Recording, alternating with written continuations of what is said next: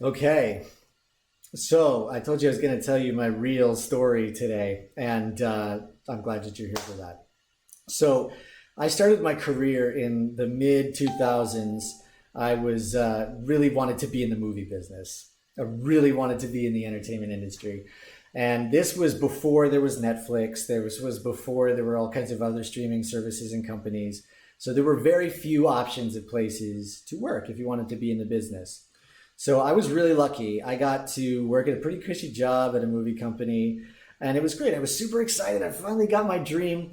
But then once I got there, I realized that my boss and the higher ups, they had no interest in any of us being creative and any of us sharing our ideas. We were just there to shovel the coal.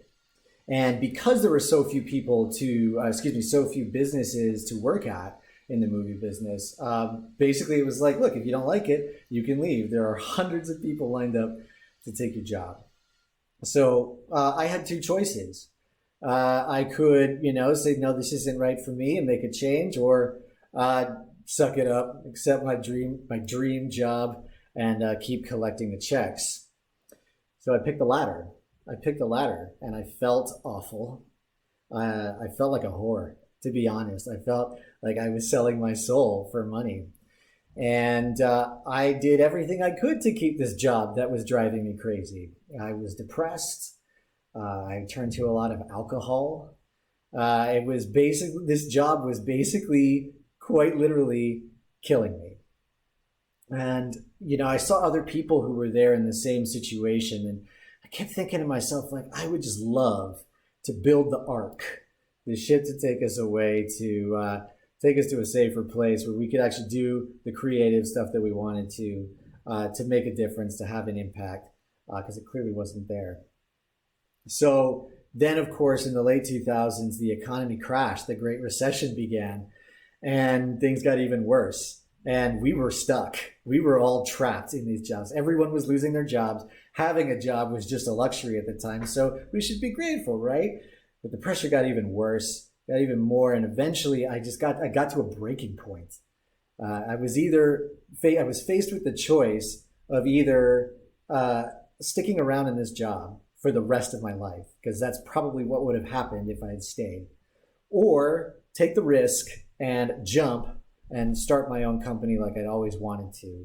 Take what I had learned about marketing for movies internationally and help other people who were losing their jobs at the time to market their own businesses and launch their businesses. But more so to finally just get out on my own, to get out from under this.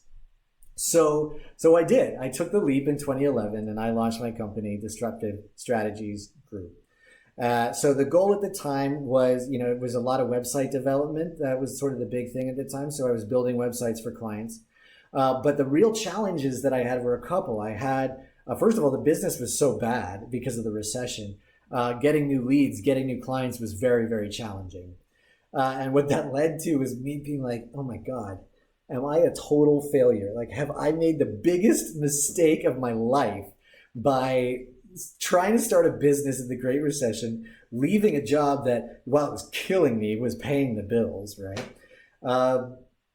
And was I going to be faced with the idea that I just wasn't cut out for entrepreneurship, that this was going to be the ultimate failure, and that I was doomed to work in a 9 to 5 for the rest of my life? And at that point, if I could find another one. So to solve a lot of that problem, I got involved with some networking organizations and some referral companies and referral organizations to help me network, meet other people, connect me with other leads. And that was going well for a number of years until one day I got a phone call from the leader of one of these organizations, and someone who I thought was a personal friend of mine.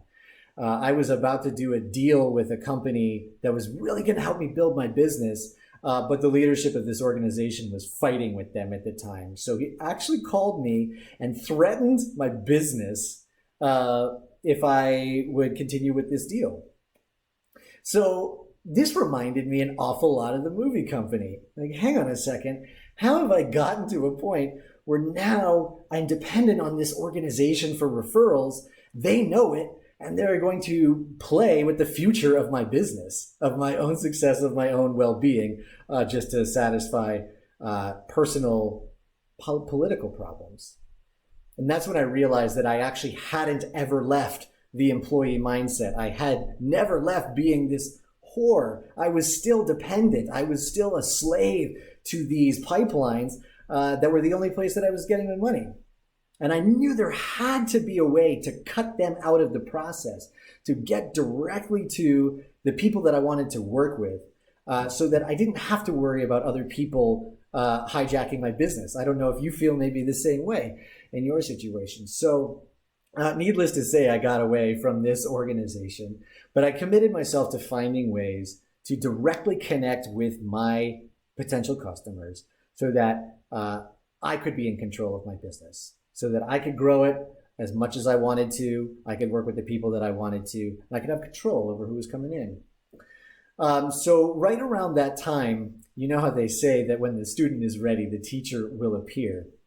An old friend of mine who I hadn't spoken to perhaps for like 10 years contacts me out of the blue and says, come to Las Vegas. There's this awesome convention that we're doing. There's a good seminar. I think you're really going to like it. And I asked him, well, what's going on with that? What's the deal with this? And he's like, no, just come. You'll like it. It'll be fine. So I took him up on it, went out to Vegas, and the man running it proceeded to lay out the most incredible strategies for direct sales online, for reaching out directly to cold audiences online, no middleman, no referral business, nothing, just straight sales. This was everything that I was looking for, and it was all done using digital sales funnels, online sales funnels, and digital advertising.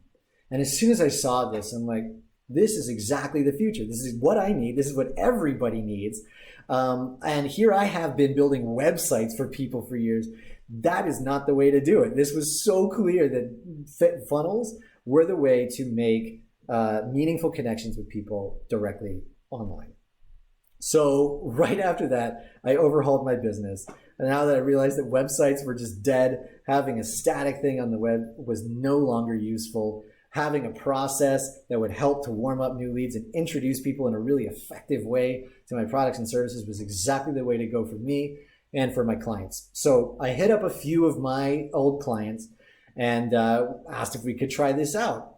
So we built a few of these funnels for our old clients, and we got them all set up, and they were technically perfect. They were beautiful. I've got a mind for tech. I can do that all day long. They were all set, turned them on, nobody came in. It was like a total failure. And I was just like, what? It was mind-boggling to me. It was a huge amount of pressure because I'd really doubled down on this direction, and now it wasn't really working so well. So I kept trying at it. I kept getting every book, talking to every guru. I surrounded myself with people in the industry. I got the stone tablets about all of this stuff. Every single podcast, you name it, live, breathe, funnels. I knew this was the way to go, and I had to make it work. So the more I kept digging into it and into all the technical side of things, it suddenly dawned on me that the reason that they weren't working was not because of the technical stuff. The technical stuff anybody can do. Kids can probably do it, right? It was that I wasn't comfortable enough to tell my own story, and I wasn't comfortable enough to help my customers tell their stories. What really makes this work online is the ability to get really vulnerable and to tell your story, to really communicate with your audiences in a meaningful way. I had to do a lot of work on myself to get to that point. There was a lot of demons that I was carrying with me that I needed to get rid of. I did a lot of personal development work. I joined the men's team. And I was finally able to get to the point where I could understand my own emotions well enough to now help my clients to understand theirs. Once I started, I basically made a process that we could use to help guide my clients and myself through telling and organizing our stories in such a way that it really made a meaningful connection. And as soon as we did that, funnel started working. Leads started coming in, sales started coming in.